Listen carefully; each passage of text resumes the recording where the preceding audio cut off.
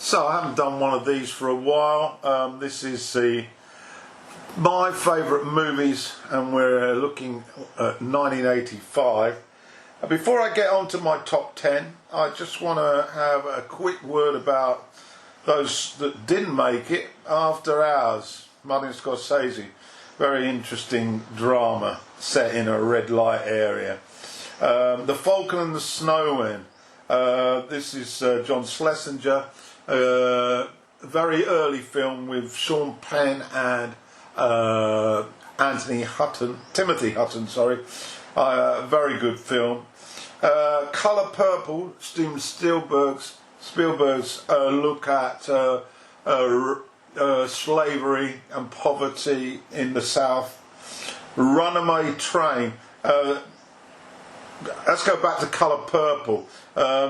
Colour Purple, just to let you know, received 5 nominations at the Academy Awards for film, for lead actress, 2 supporting actress nominations, and adapted screenplay. So may wonder why I've left that one out. Runaway Train also received 2 nominations in the male role for John Voight as lead actor and Eric Roberts as supporting actor. It's an extremely powerful drama. Ran, Kurosawa's movie. I haven't seen this one, but it did receive a nomination for Best Picture. And I haven't seen Agnes of God either. Another one that fell by the wayside out of my top 10.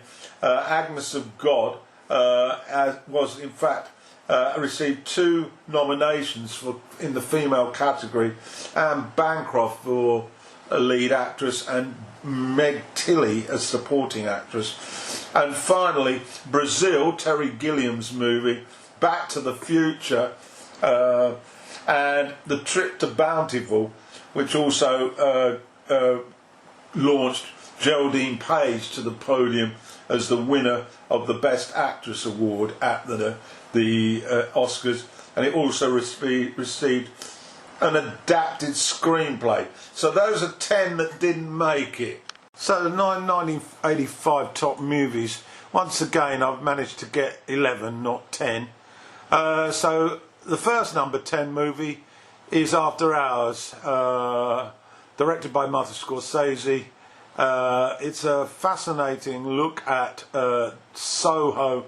That's the area of New York where after hours things come alive, so to speak, and we follow the exploits of one Paul Hackett, played by the actor Griffin Dunne, who was also responsible for production as well. It's a fascinating insight into life after dark in this area of the city where virtually anything goes. It's a different world. So let's get into this top 10 then. Number 10, Insignificance. This is directed by Nicholas Roeg and cast Teresa Russell played Marilyn Monroe, Tony Curtis Senator Joe McCarthy, Gary Busey played Joe DiMaggio, and Michael Emmel played Albert Einstein.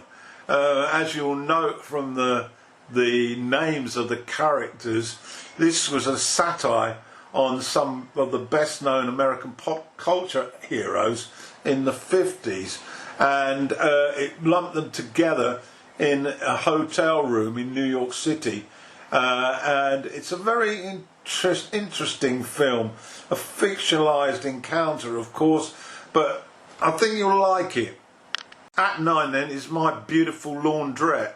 This is an English movie. It's a comedy drama about a young Pakistani who's caring for his ailing father and who goes to work for his uncle. In the cast is a very young Daniel Day-Lewis who plays the Pakistani. And basically what happens, he basically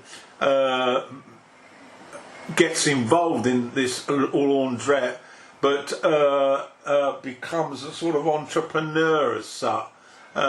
He rents it out and runs it for his own profit. and then things go a little bit AWOL. But it's a very interesting movie, particularly having a look at, as I said, Daniel Day-Lewis. 8 then, Prizzi's Honour. This is directed by John Huston and stars Jack Nicholson in the lead role, Catherine Turner, Robert Loggia, John Randolph, William Hickey and Angelica Houston. And just to remind us, this did receive a number of nominations. It actually won Best Supporting Actress for Angelica Houston, who of course is the daughter of the director, and there were nominations for Jack Nicholson and for John Huston as director, and for the film, and William Hickey as the supporting actor, and it also got a nomination for adapted screenplay. It's a black comedy, really. Nicholson is a sort of hitman for the mafia, and he comes across Turner, who's also a hit woman, and they fall in love and find out that they're working for opposite sides, and eventually are ordered to kill each other. It's a very amusing tale, but sinister in its nature. That's Prizzi's Honour. Right, next up is Jagged Edge. This is directed by Richard Markland, and it stars Jeff Bridges in the lead role as Jack Forrester. Glenn Close plays a lawyer, Teddy Barnes. Peter Coyote plays Thomas Krasny, and Robert Loggia plays Sam Ransom, and he received a nomination for Best Supporting Actors for this film. And it basically, Bridges is a powerful San Francisco publisher whose wife gets murdered in their isolated oceanside home, and after the investigation they find out that Bridges was stood to inherit a huge fortune, so he's arrested and charged with the murder, and of course Close defends him, and it's a very intriguing courtroom drama from then on. So I suggest you get to look at it. It's Jagged Edge. At 6 is Weatherby. This is directed by David Hare, and it stars Vanessa Redgrave, Ian Holm, Judi Dench, Tim McInerney, Jolie Richardson, and Tom Wilkinson. You can see it's a very impressive cast, and it centres around Redgrave's character, Jean Travers, a successful teacher who has a nice group of friends who enjoy hospitality at a cosy house in Weatherby in West Yorkshire. And then on one particular evening at a dinner party, there's another man at the table who is accepted, but nobody really knows anything about him. And he then comes back to the house the following day and sits down for a cup of tea and shoots himself through the mouth. And what follows is the investigation into the suicide. And we found out lots of sort of nooks and crannies amidst the circumstances that lead to this brutal act. Weather. Next up at number 5 is Out of Africa. This is a very successful movie at the awards ceremonies, and Sidney Pollack, the director, won the Oscar. It also won for Best Film and for Adapted Screenplay, and there were nominations for Meryl Streep as Best Actress, and Supporting Actor for Klaus Maria Brandauer. Nothing for Robert Redford, who's in this movie as well, which is quite surprising. It also starred Michael Kitchen and Malik Bowens and Michael Goff. As I say, Streep's character, her name's Karen Blixen, has a farm in Africa at the foot of the Nuong Hills, and she's lived in Africa for a short time, and she experiences heartache following breakdown of her relationship with her husband Brandur, and it's the intervention of one Robert Redford to soften the blow, and that's basically what the films are about. Nice enough movie, but only got in at 5 in my count. At number 4 then is Kiss of the Spider Woman. This is directed by the Brazilian director Hector Babanco, and in the cast, in the lead roles, William Hurt, who plays Molina, Raul Julia, who plays Valentine, and Sonia Braga, who plays Marta, and there are a few other people obviously in the movie, but those are the significant trio. This was a very successful movie. William Hurt won an Oscar for Best Actor, and Babanco was nominated for Best Director, and the film was also nominated for Best Film and also a Best Adapted Screenplay. It's a very fascinating look into the two characters who are in a prison cell. Hurt is there because he's a cross-dresser and is serving a sentence for some sexual offence against minors. Julia is there because he's a political activist, and at the current time there's a sort of an issue with the government as in terms of trying to track down on what they regard as a terrorist group.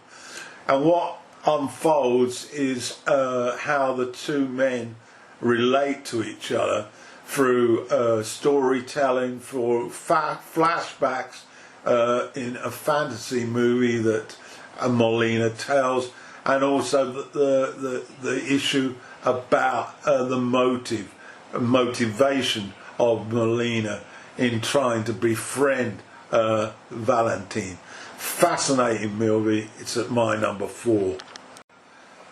At 3 then is Death of a Salesman. This is directed by Volker Schlondorf. It's from an Arthur Miller novel, of course, and it's in the cast is Dustin Hoffman. He plays the lead role of Willie Loman. Kate Reed is his wife, and then his sons are John Malkovich and Stephen Lang, and there's also a supporting role for Charles Durning. Anybody familiar with Miller's novel will know that Loman is he's a salesman, and he's getting towards the end of his career.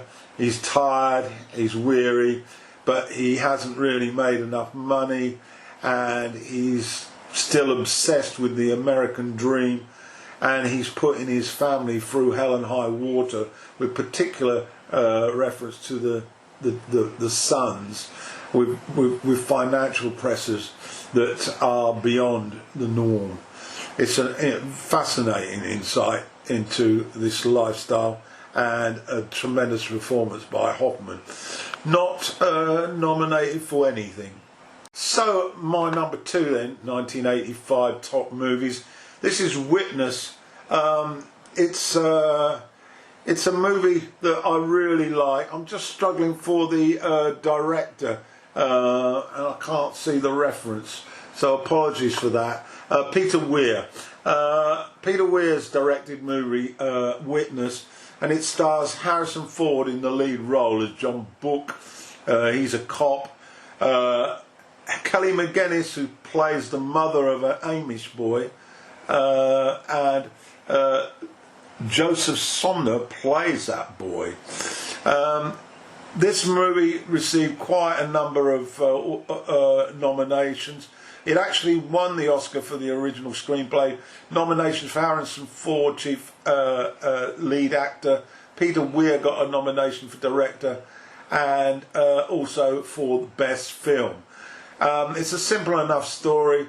A city cop, Book, is put in charge of an investigation into a murder that's been conducted by a a fellow cop, a colleague in fact, and it's sort of an internal investigation, and it leads him to track down a witness to that murder, and the witness is a young Amish boy, and he has to go out to Pennsylvania and get involved with that community to unravel this tale. Great movie. So my top movie, which didn't receive any nominations whatsoever, I never understand why this is James Foley's movie At Close Range. It stars Sean Penn as Brad Jr. Christopher Walken plays his father, Brad Senior. Terry is played by Mary Stuart Masterson. Christopher Penn plays Tommy, and Millie Perkins plays Julie. It's a violent, unforgiving story of a teenage boy's need for a father. The father who doesn't love him and would, if necessary, murder him. It's also a story about love and adventure and cheerfulness as a teenager grows up in the hills of rural Pennsylvania. It's a tremendous movie. The lead role, Penn, is absolutely outstanding. At the very start of his career, of course, this one, and Walken is absolutely superb. So that's my number one movie for 1985, and so I hope you enjoyed the show. The purpose of this show is to help out those who are lovers of music and don't have enough time to go through the huge quantity of movies and find out what's worth looking at and what's not. I always used reviews of movies to point me in the right direction. Not always, but a lot of the time, because it's impossible to watch all the movies that come through. So this is my little bit of personal choice that might help those who might want to dip in to 1985 movies. Have a look at those 10. That's my lot.